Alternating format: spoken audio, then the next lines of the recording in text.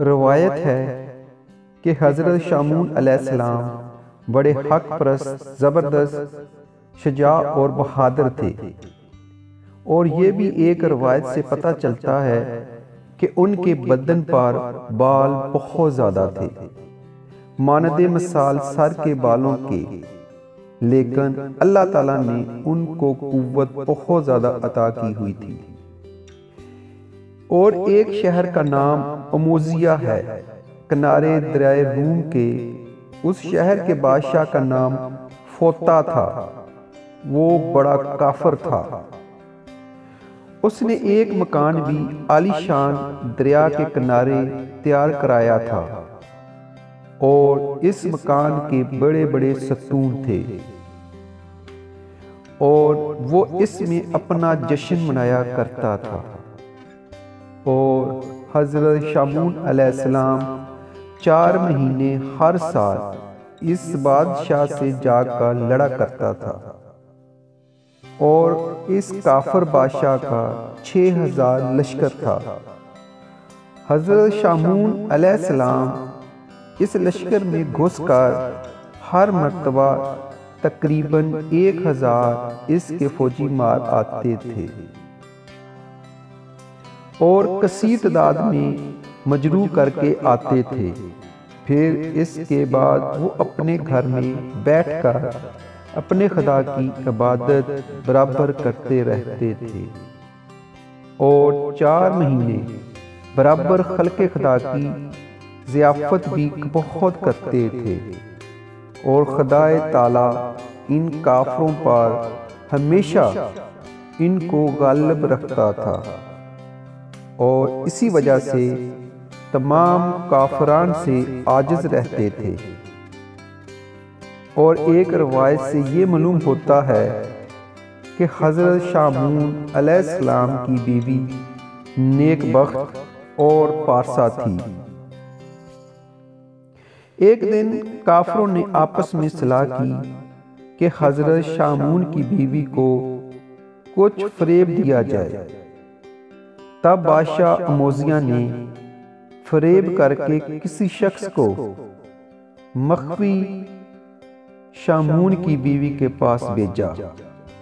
اس نے کہا، اے be be, ہم دیکھتے ہیں کہ شامون تمہاری طرف رغبت نہیں کرتے، اور ان کا خیال کسی غیر کی طرف ہے۔ تم اگر ایک کام کرو کہ اس کو کسی طرح مار ڈالو تو ہمارا بادشاہ اموزیہ تم سے نکاح کرے گا، پھر تم بہت ہی آرام سے رہو گی، اور تخت و سلطنت بھی تم کو ملے گی، پھر تم بادشاہی کرو گی۔ بس عورت ناقص عقل نے دنیا کی طمع سے کہا کہ جو تمہارا بادشاہ حکم کرے گا میں اس کو پورا کروں گی۔ تب اس نے ایک رسی اس کو دی کہ جب حضرت شامون رات کو سو جائیں تم اس رسی سے باندھ رکھنا، اور پھر ہمیں خبر کر دینا، ہم اسی حالت میں بادشاہ کے پاس لے جائیں گے اور وہیں ان کو مار ڈالیں گے۔ بس مردود کے کہنے سے حضرت شامون کی بیوی نے اپنے پاس رسی چھپا لی۔ جب رات ہو گئی اور حضرت شامون سو گئے، بی بی نے ان کو نیند کی حالت میں باندھنا شروع کر دیا۔ اچانک وہ نیند سے بیدار ہو گئے، اور انہوں نے اپنے ہاتھ پاؤں بندھے دیکھے، رسی کو توڑ ڈالا۔ اپنی بیوی سے پوچھا کہ کس نے مجھے باندھا تھا؟ وہ بولی کہ میں نے خود ہی باندھا تھا۔ حضرت شامون نے پھر کہا کہ تم نے مجھ کو کیوں باندھا تھا؟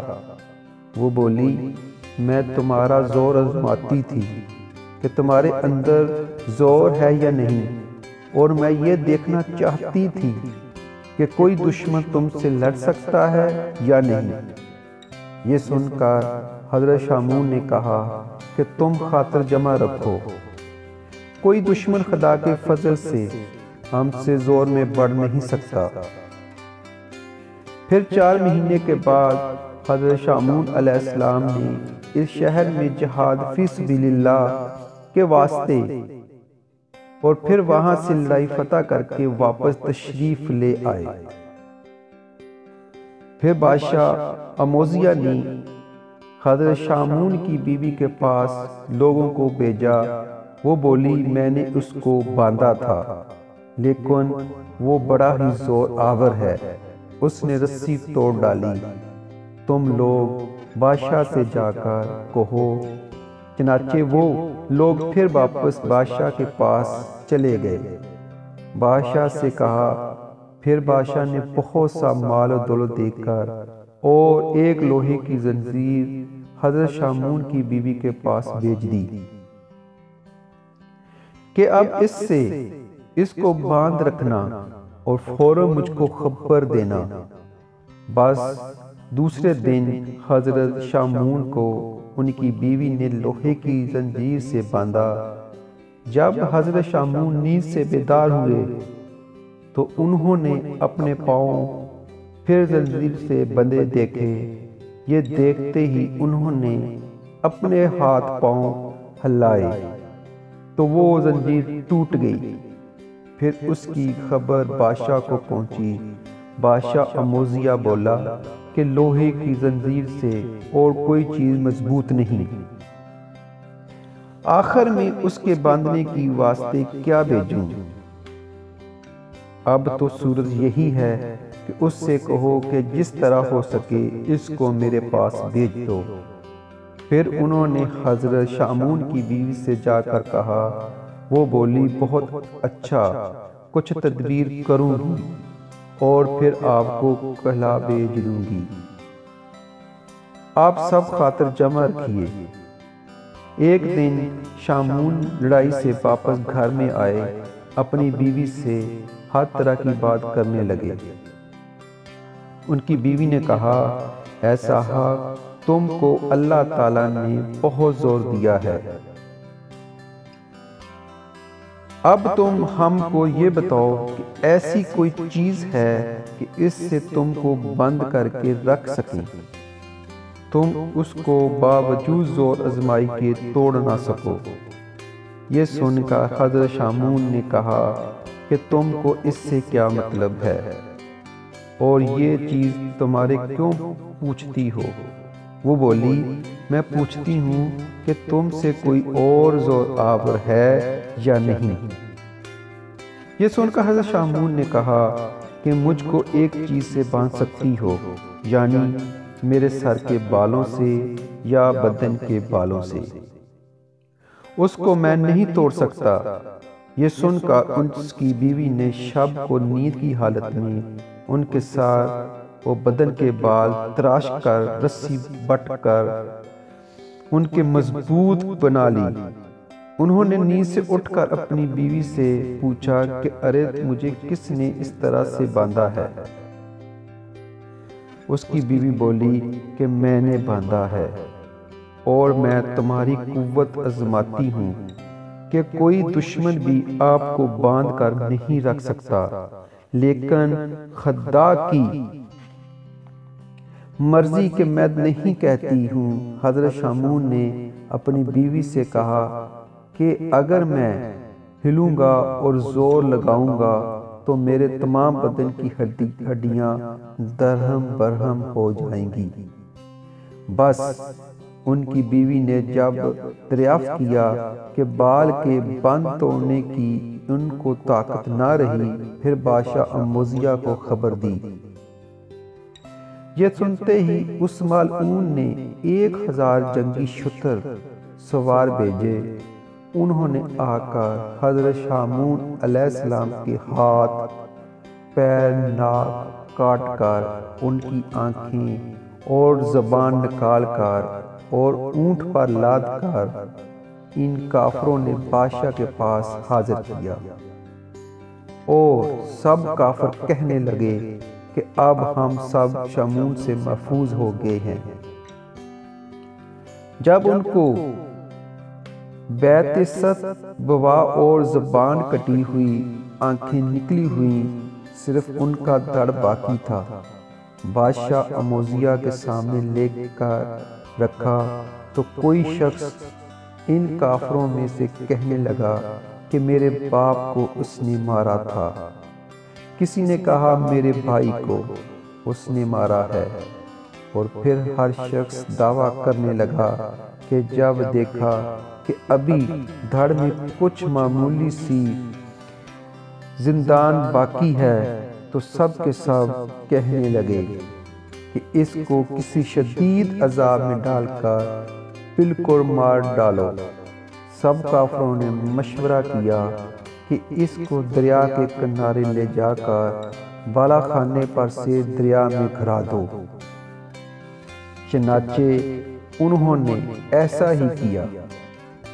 جب حضرت شامون کا دھڑ دریا میں گرایا تو اسی وقت حضرت جبرائیل علیہ السلام خدا کے حکم سے آئے اور حضرت شامون کے دھڑ کو، جو ابھی ہوا پر ہی تھا، اٹھا لیا اور کچھ اعضاء ان کے دھڑ علیحدہ کر دیے گئے۔ وہ سب اعضاء خدا کی قدرت سے اپنی اپنی جگہ پر آ کر نصب ہو گئے۔ پھر جب وہ کٹے ہوئے اعضاء حضرت شامون کے ٹھیک ہو گئے تو پھر جبرائیل علیہ السلام نے حضرت شامون علیہ السلام سے کہا کہ اے شامون، خدا نے تم کو بہت قوت اور طاقت دی ہے۔ خدا کا نام لے کر کھڑے ہو جاؤ اور پھر اس ملعون کے مکان کا ستون پکڑ کر تمام حصار و مکانوں کی بنیادوں کو کھود کر اس دریا میں ڈال دو۔ یہ سنتے ہی حضرت شامون نے اللہ تعالیٰ کو یاد کر کے حصار اور مکانوں کی بنیادوں کو اور تمام مکان شہر کے کھود کر تمام کفار کے اٹھا کر اس دریا میں ڈال دیا۔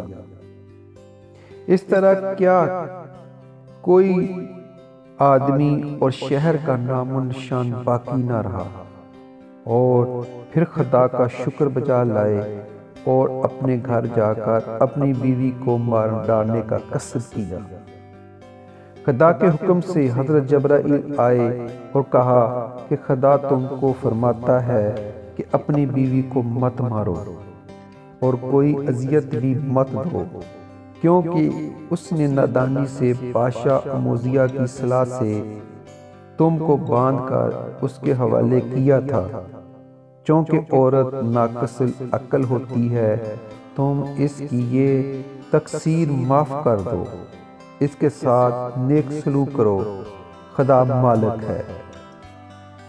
یہاں تک تو یہ واقعہ قصص انبیاء میں حضرت شامون کا بیان کیا گیا ہے، اور بعض تاریخ کی کتابوں میں، بعض تفسیر میں جیسے تفسیر مراد اور جامع تواریخ میں شامون کو نبی کر کے نہیں لکھا گیا، بلکہ عرب میں بنی اسرائیل میں شامون کا نام ایک عابد زاہد پارسا تھا۔